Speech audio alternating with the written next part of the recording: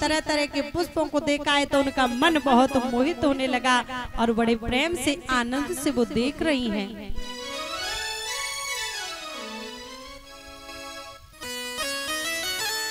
कि जंगल की हरियाली लख कर और मन मगन भई वो आली है जंगल की।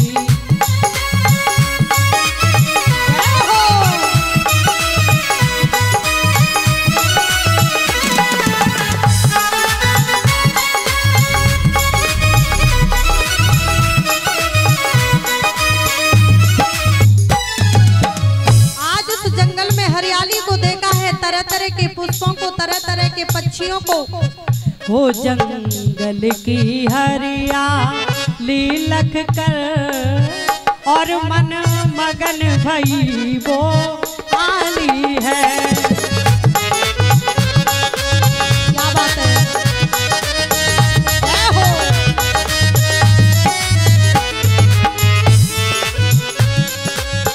हो जंगल की हरियाली और मन मगन भई वो आली है। और के पपिया की है वहाँ पीहू पीहू, हाँ पपिया की है वहाँ पीहू पीहू को बिला की बोली निराली है।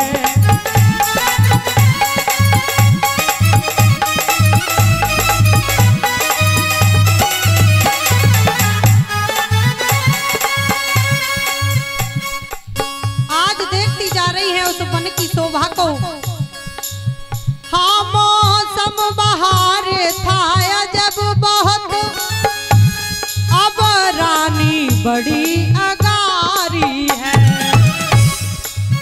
हाँ मौसम बहार था जब बहुत और ये रानी बड़ी अगारी है। हाँ वृक्षों की शीतल, हाँ वृक्षों की शीतल छाया है, हाँ वृक्षों की शीतल छाया है और जेठ की अजब दोपहरी है।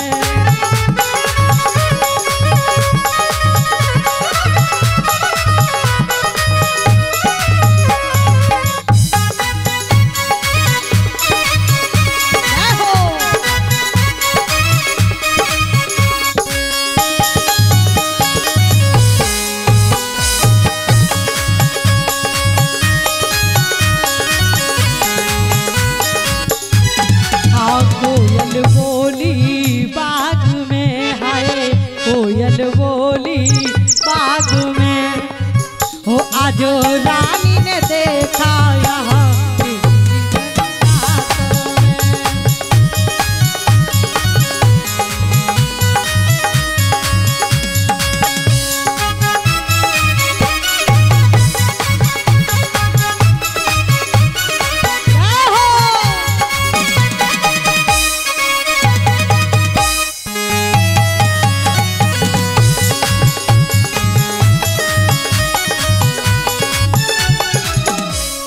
यहाँ इस प्रकार से उस जंगल की हरियाली को देखती हुई आगे महारानी बढ़ी है। तरह तरह की पक्षी है, मोर है, पपैया है, बुलबुल है,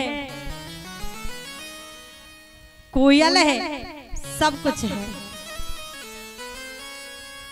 याद रखना भक्तों, आज श्री सुखदेव जी समझाते हैं कि हे राजा परीक्षित, उसे देखने के बाद में आज अचानक से एक हवा का झोंका आया, महारानी पवन रेखा रह गई और अकेली और सखियां हो गई एक तरफ। लेकिन अभी तक कोई ध्यान नहीं है, क्योंकि अभी तो सुंदर सुंदर दृश्य देखा, लेकिन कुछ समय के बाद में देखा सामने से शेर आ रहा है और एकदम नजर गई चीता की तरफ, बंदरों की तरफ।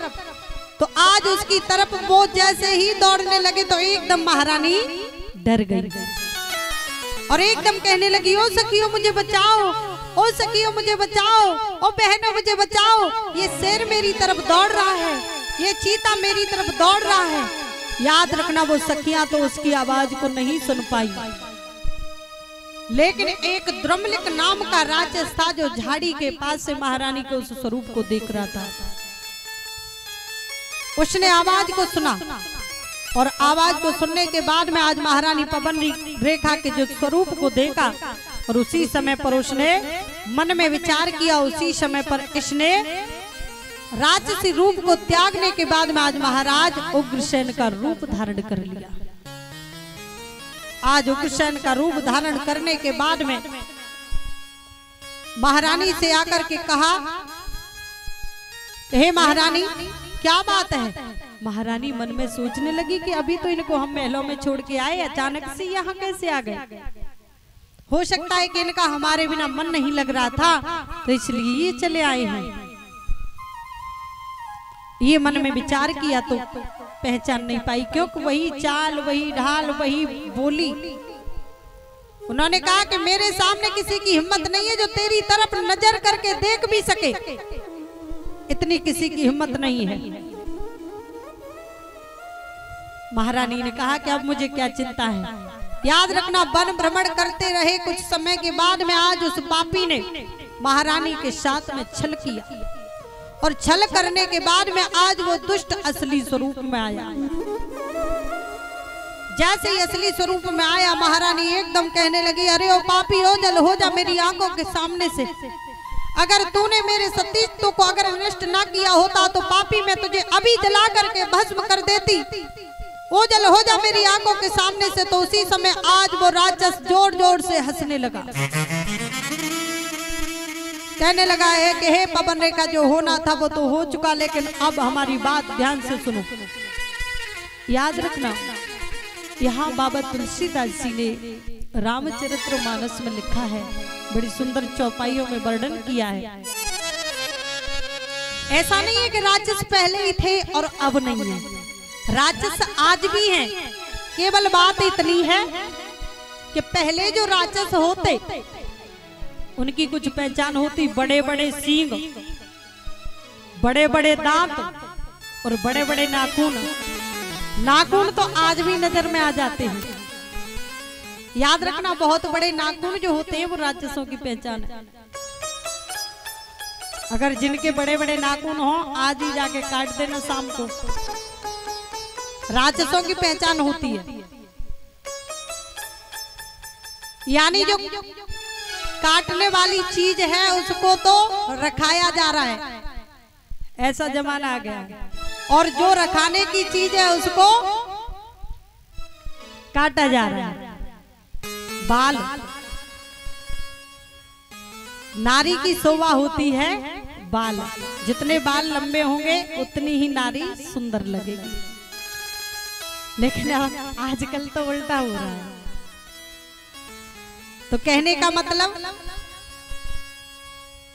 बालों को जितना बढ़ाओ वैसे भी बालों को काटना निषेध बताया। बालों को कभी भी विवाहित स्त्रियों को नहीं काटना चाहिए। कहते हैं कि पति की आयु कम होती है।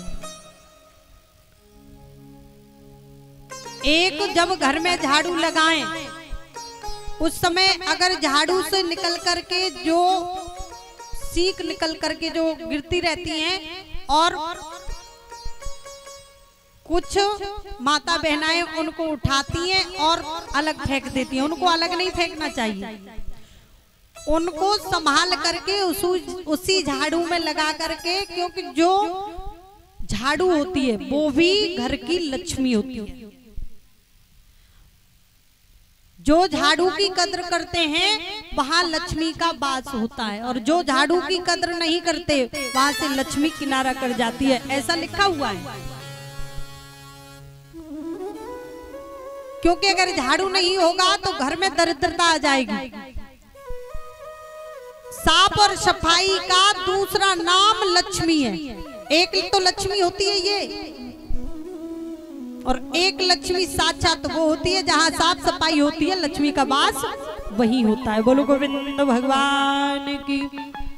तो याद रखना, आज के जो राजस हैं उनकी क्या पहचान बताई है। बाबा जी ने लिखा है कि जो काऊ की सुने बड़ाई और जय जय सीताराम हरे हा राम हरे हा जय जय राधे श्याम हरे।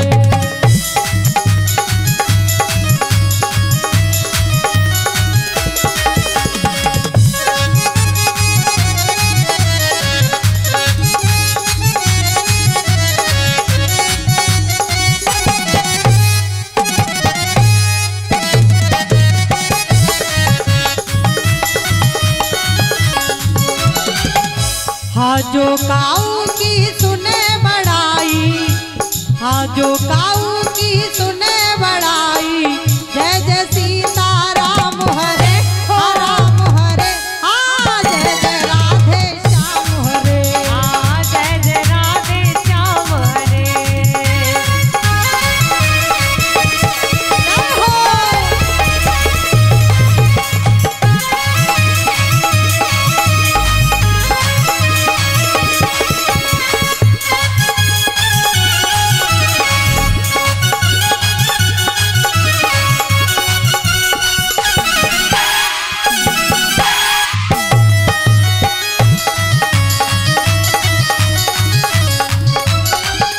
हाँ जो काऊ की सुने बड़ाई, सांस लेते दिल